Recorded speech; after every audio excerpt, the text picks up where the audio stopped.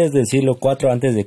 el territorio de China fue ocupado por pastores nómadas. Estos dependían de sus vecinos sedentarios del sur para obtener todo lo que les proporcionaba su territorio, sobre todo productos agrícolas para completar una alimentación basada en carne y lechita. Su población era muy inferior a la de China, pero constituían una grave amenaza, armados con potentes arcos compuestos y a lomos de sus pequeños ponis esteparios. No, ese pony no, estos ponis, chingada madre. Estas chingaderas eran muy resistentes, así es, esta madre aguantaba flechazos, no me creen, vayan a ver una serie de guerras sobre ellos. Los guerreros nómadas se apresuraron a lanzar ataques sobre los estados del norte de China. Los emperadores ensayaron diferentes estrategias para defenderse de la amenaza de los nómadas. Una de ellas era una muralla defensiva. El primer emperador, Qin Shi Huangdi, que gobernó del año 221 al 210 a.C., construyó una línea de fortificaciones que unía las levantadas por estados anteriores y abarcaba toda la frontera. Luego la dinastía Han trató de controlar a los bárbaros mediante sobornos, o sea, camuflados por subsidio. ¿Qué es un subsidio? Ahí está en el textito en el video. Y campañas de conquista en la estepa, o sea, territorio, a la vez constituía una gran muralla. Los nómadas, por su parte, pronto aprendieron a utilizar sus incursiones no solo para obtener el botín, sino como método de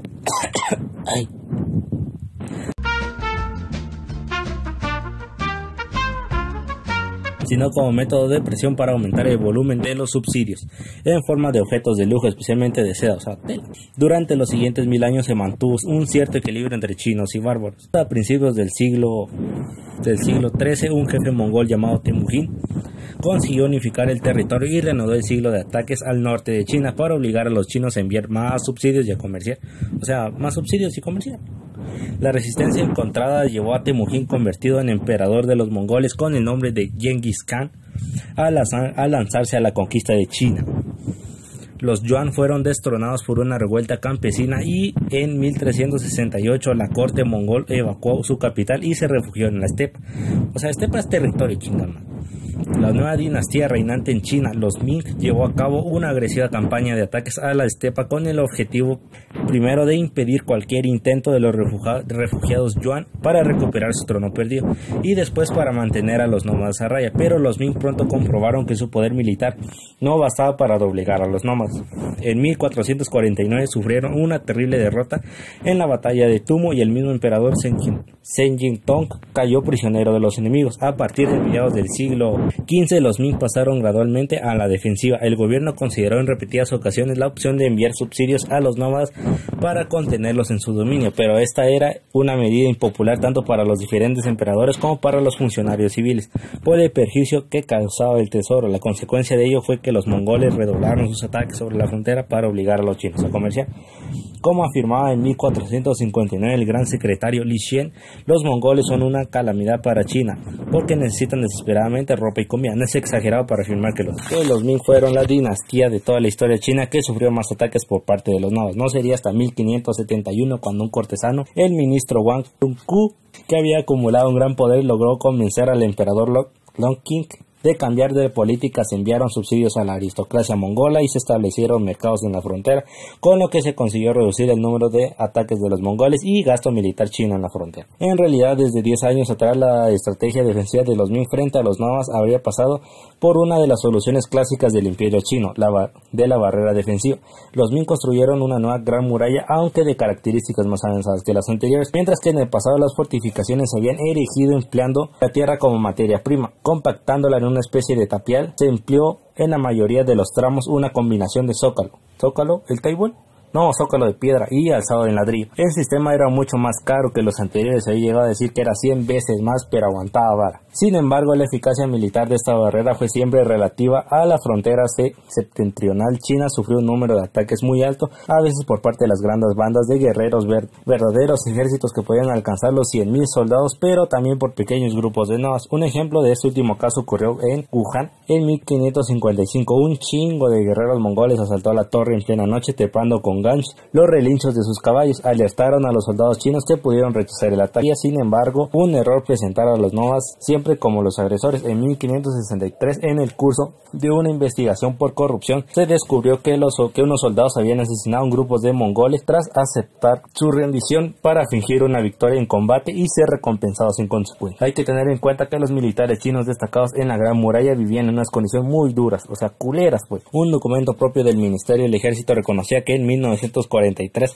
los soldados en la frontera noroccidental estaban expuestos al viento y un frío de la chingada. Ya servían como vigías en las torres de señales, como guardias en los pasos. Pueden estar fuera durante meses o años sin regresar a su base y a sus familias e hijos, careciendo de ropa y comida, y están en una situación desesperada. Ciertamente reciben un salario mensual, pero muy a menudo tienen que gastarlo en armas y caballos y sufrimientos por el hambre y frío indescriptible. Las tropas chinas acantonadas en alborotadas en la Gran Muralla mantenían múltiples contactos con los novas. A pesar de la oposición de sus superiores, los soldados chinos comerciaban frecuentemente con sus enemigos, actividad que hemos visto era especialmente importante para los novas, y en situaciones extremas los soldados podían llegar incluso a desertar. En 1550 el comandante militar Datong al oeste de Pekín escribía indignado: nuestras tropas y exploradores a menudo van al territorio mongol para comerciar con ellos y han hecho amigos. Los 4 caudillos Atlan, Toito, Senge y Yushin Han incorporado torres de observación a nuestra gran frontera. A sus campamentos mongoles reemplazan a nuestras dotaciones como vigías y nuestros soldados reemplazan a sus tropas como pastores, con el resultado de que ninguna información estratégica de nuestras defensas pasa inadvertida a los mongoles. En numerosas ocasiones los funcionarios del gobierno demostraron que una gran desconfianza hacia el comportamiento de sus propios soldados. En 1554 uno de ellos acusó a las tropas fronterizas de tener tanto miedo a los mongoles que cada vez que estos cruzaban la Gran Muralla huían sin ni siquiera combatir. Otro afirmó en 1609 que los guardias de las torres, incapaces de defenderse a sí mismos al descubrir mongoles en las cercanías, no se atrevían a dar la voz de alarma y preferían fingir que no los habían visto. También se acusó a los soldados de sobornar a los nómadas para que no les atacasen, lo que no deja de ser chocante teniendo en cuenta la oposición radical del gobierno en este recurso. La colaboración entre los nómadas y algunos soldados llegaba hasta tal punto que en 1533 un funcionario del gobierno afirmó que las dotaciones de las torres de observación servían de guías y a las partidas de guerra mongolas durante sus incursiones en territorio chino. La dinastía Ming se debilitó como consecuencia de 2 siglos de enfrentamiento con los nómadas. Además, en su obsesión por los mongoles, descuidaron protegerse de otros enemigos como los manchúes, que aprovecharon este error para convertirse en un poder a tener en cuenta. Y cuando se desató una rebelión interna en China, atravesaron la Gran Muralla, cayó una guarnición cuya guarnición les franqueó el paso y derrocaron a los Ming en 1644. Pasado el tiempo, la Gran Muralla,